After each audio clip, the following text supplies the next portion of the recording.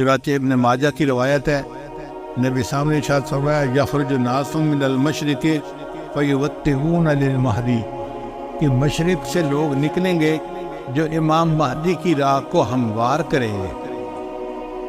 اب سعودی عرب کے مشرق میں تو ہمارا ملک بنتا ہے، اس کا مطلب یہ کہ جس کو ہم وادی سندھ کہتے تھے نا پرانا، وہاں سے لوگ اٹھیں گے۔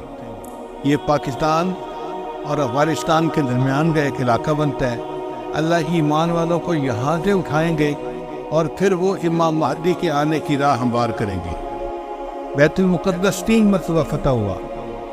ایک مرتبہ عربوں نے فتح کیا حضرت عمر لانو کے زمانے میں بغیر لڑائی کے، کافروں نے چابیاں ہی حوالے کر دی تھی۔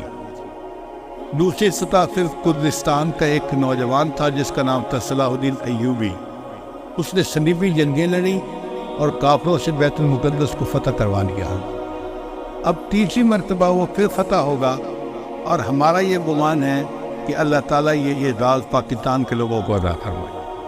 علامہ اقبال نے بہت خوبصورت شعر کہا ہے فارسی میں، خضر وقت از خلوت دشت حجاز آید برون، خضر وقت سے مراد امام مہدی، خضر وقت از خلوت دشت حجاز آید برون، کاروان زی وادی دور و دراز آید برون، یعنی زی عظیم یہ کارواں جو ہے نا یہ دور دراز سے آئے گا اور حجاز کے اندر آ کر یہ برآمد ہوگا۔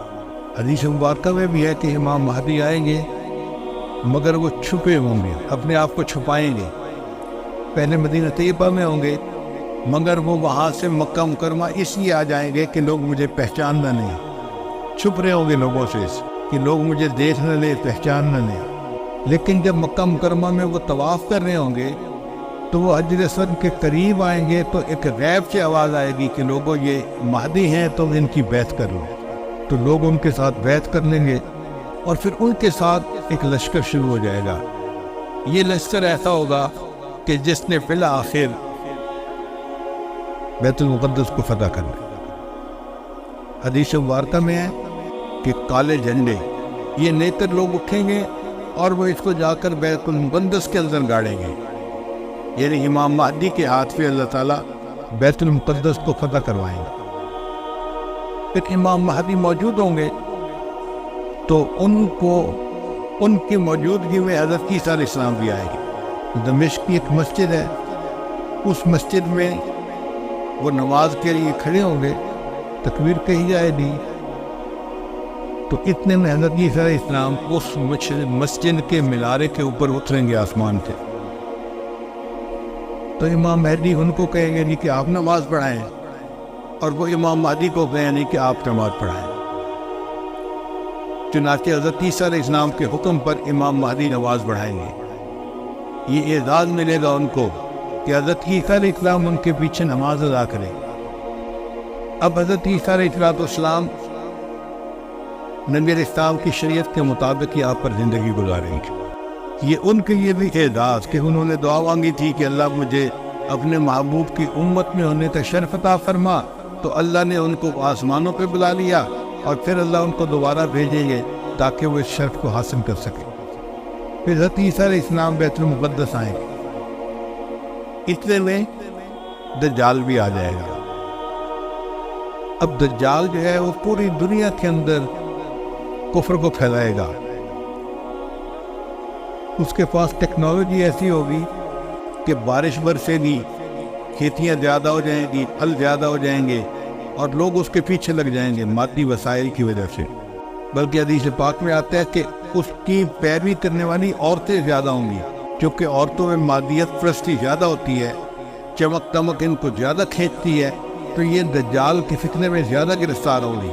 پھر حضرت عیسیٰ علیہ السلام کو جب پتہ چلے گا تو وہ دجال کی پیچھا کریں گے کہ اس کو قتل کریں۔ اب دجال وہاں سے بھاگے گا تو بھاگ کے کہاں جائے گا؟ وہ اسرائیل جائے گا، اور وہاں پر ایک جگہ ہے اس کا نام ہے باب لد۔ اس وقت بھی اسرائیل میں ایک ایئرپورٹ ہے، اس کا نام ہے لد ایئرپورٹ، شہر کا نام بھی لد ہے، اور اسرائیل والوں نے وہاں پر ایک دروازہ بنایا ہے، اس کے اوپر انہوں نے باقاعدہ لکھا ہے باب لد۔ 1400 سال پہلے نبی علیہ السلام نے فرما دیا کہ اس جگہ پر دجال پہنچے گا تو عیسیٰ علیہ السلام وہاں پر اس کو قتل کر لیں۔ بہت عرصہ میں یہ سوچتا رہا کہ دجال نے بھاگنا تھا تو کہیں پہاڑوں میں رفوش ہو جاتا۔ رشیا کے پہاڑ ہیں، دوسرے ملکوں میں پہاڑ ہیں، پہاڑی سلسلے تو بہت ہیں پوری دنیا میں، تو یہ مقام لد کا کیا مان؟ بعد میں بات سمجھ میں آئی کہ لد کا جو ایئرپورٹ ہے نا وہ سپیس پورٹ بھی ہے، یعنی وہاں سے جہاز بھی اڑتے ہیں اور وہاں سے خلائی گاڑیاں بھی اڑ کے خلا میں جاتی ہیں۔ اس کا مطلب یہ کہ دجال یہ چاہے گا کہ میں لد پہنچوں اور وہاں سے سپیس شپ میں بیٹھ کے میں خلا میں چلا جاؤں، کیونکہ دنیا تو مجھے یہ نہیں چھوڑیں گے، تو میں یہاں دنیا سے چلا ہی جاؤں۔ تو اس کی کوشش یہ ہوگی کہ میں یہاں سے خلا میں چلا جاؤں، مگر اللہ تعالیٰ فضل فرمائے گے اور عیسیٰ علیہ السلام اس کو اپنی فلائٹ لینے سے پہلے لد کے مقام پہ قتل کر لیں۔ پھر اس کے بعد عیسیٰ علیہ السلام بیت المقدس کے تخت پر بیٹھ کر پوری دنیا کے فیصلے کرے گا۔ پوری دنیا کی حکومت عیسیٰ علیہ السلام کے ہاتھ میں ہوگی۔ پھر عیسیٰ علیہ السلام صلیب کو توڑیں گے اپنے ہاتھوں سے، اور پھر یہود و نصارہ میں جو ان کی مخالفت کرے گا اس کو وہ قتل کریں گے، حتیٰ کہ ایک ایسا وقت آئے گا کہ پوری دنیا میں ایک بھی بندہ غیر مسلم نہیں رہے گا، سارے مسلمان ہو۔ اس وقت اتنی برکتیں ہوگی، حدیث پاک میں آتا ہے کہ ایک گائے کا دودھ پورے خاندان کے لیے کافی ہو جائے گا۔ اب یہ بات تو سمجھ میں آتی ہے، آج ایسی گائے بن گئی ہیں جو 100 لیٹر دودھ دیتی ہیں ایک دن میں۔ اب 100 لیٹر تو واقعی پورے خاندان کے لیے کافی ہے، 40-50 گھروں کے لیے کافی ہو جاتا۔ یہ باتیں نبی سامنے اس وقت فرمائی جب کہ لوگوں کو اس کا تصور بھی نہیں ہو سکتا تھا۔ میرے آقا صلی اللہ علیہ وسلم کی نگاہ کیسی تھی؟ یہ نگاہ نبوت تھی جو بہت دور دیکھ لیتی تھی، کہ 1400 سال پہلے بیٹھ کر ایسی باتیں کی جیسے آج اپنی آنکھ سے دیکھ کے کوئی بندہ باز کر رہا ہوتا۔ پھر عیسیٰ علیہ السلام فوت ہو جائیں گے، اور اس کے بعد جو بگاڑ آئے گا نا وہ پرماننٹ بگاڑ ہوگا، اور اس کے بعد پھر قیامت قائم ہوگی علی شرار الناس، ان لوگوں پر جو سب سے زیادہ شریر لوگ ہوں گے۔ تو ایسے لگتا ہے حالات سے کہ قیامت کے بڑی بڑی نشانیاں پوری ہو گئی، اب امام مہدی کے آنے کا وقت بہت قریب ہے۔